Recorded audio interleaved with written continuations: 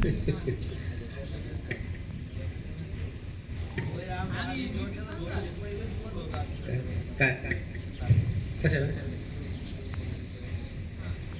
अध्यक्ष दत्ताभाऊ गोळजकर यांना विनंती करतो की त्यांनी माता सावित्रीबाई फुले यांच्या प्रतिमेस पुष्पहार अर्पण करावा। त्यानंतर भालचंद्रजी आणि योगेशजी यांना विनंती करतो, सोमनाथ भाऊ यांना विनंती करतो की आपणही प्रतिमेचं पूजन करून घ्यावं।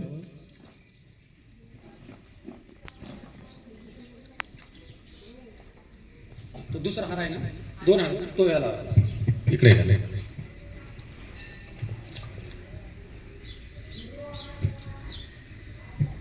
ज्यांनी स्त्री शिक्षणाची मुहूर्त मेढ रोवली अशा माता सावित्रीबाई फुले यांची जयंती मोठ्या उत्साहात जिल्हा परिषद प्राथमिक शाळा डोमलगाव या ठिकाणी संपन्न होत आहे। नसत्या सावित्रीबाई तर शिक्षणाची, मुलींच्या शिक्षणाची खऱ्या अर्थानं कुचंबना कायमस्वरूपी राहिली असती, पण सावित्रीबाई फुले यांनी स्वतःच्या अंगावर सेन झेलून मुलींच्या शिक्षणाची सोय केली। स्वतः अडाणी असून पहिल्यांदा आपल्या पतीकडून त्या शिकल्या, त्यानंतर मुलींना शिकवलं। पुण्यामध्ये मुलींची पहिली शाळा काढण्यामध्ये माता सावित्रीबाई फुले यांचा सिंहाचा वाटा आहे आणि स्त्री शिक्षणाची मुहूर्तमेढ तिथून रोवल्या गेली। अशा या महामानवास ज्यांनी स्त्री शिक्षणाची सुरुवात केली त्यांना त्रिवार अभिनंदन, त्रिवार अभिवादन।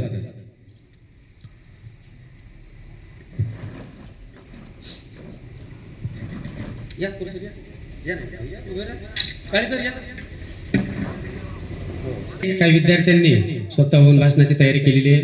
वैभव बडसल या ठिकाणी आपलं मनोगत व्यक्त करेल।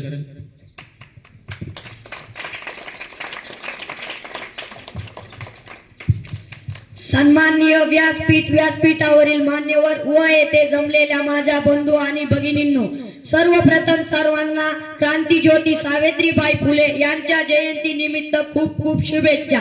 क्रांतीज्योती सावित्रीबाई फुले यांचा जन्म 3 जानेवारी 1831 रोजी सातारा जिल्ह्यातील नायगाव येथे झाला। त्यांचा विवाह बालपणीच झाला होता। लग्नानंतर महात्मा ज्योतिबा फुले यांनीच त्यांना लिहायला वाचायला शिकवले। त्यामुळे शिक्षणाला विरोध असणाऱ्या खडतर काळातील त्या एक आदर्श शिक्षिका ठरल्या आहेत असे म्हणावे लागेल, कारण त्या काळी स्त्रीला चूल आणि मूल एवढेच मानले जात होते। पण त्यांच्या या महान कार्यामुळे आज आपल्या भारतातील स्त्रिया ह्या ग्रामपंचायत पासून ते थेट राष्ट्रपती पर्यंत पदे भूषवत आहेत। याचे सगळे श्रेय फक्त क्रांतीज्योती सावित्रीबाई फुले यांनाच जाते। जाता जाता एवढेच म्हणावेसे वाटते, समाजाला जिने दिली ज्ञानाची सावली, समाजाला जिने दिली ज्ञानाची सावली, धन्य ती क्रांतीज्योती सावित्री माऊली, धन्य ती क्रांतीज्योती सावित्री माऊली। धन्यवाद। अतिशय स्पष्ट आणि न चुकता आपलं मनोगत या ठिकाणी वैभव बडसलने सादर केलेले। यानंतर समर्थ हरे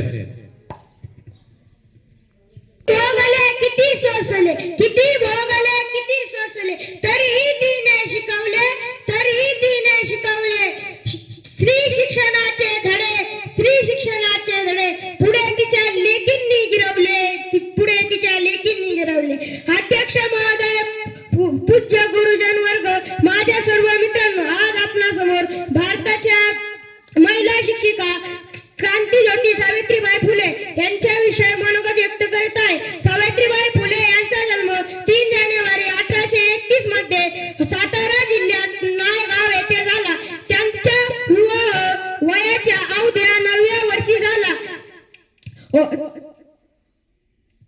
त्यांचा लग्न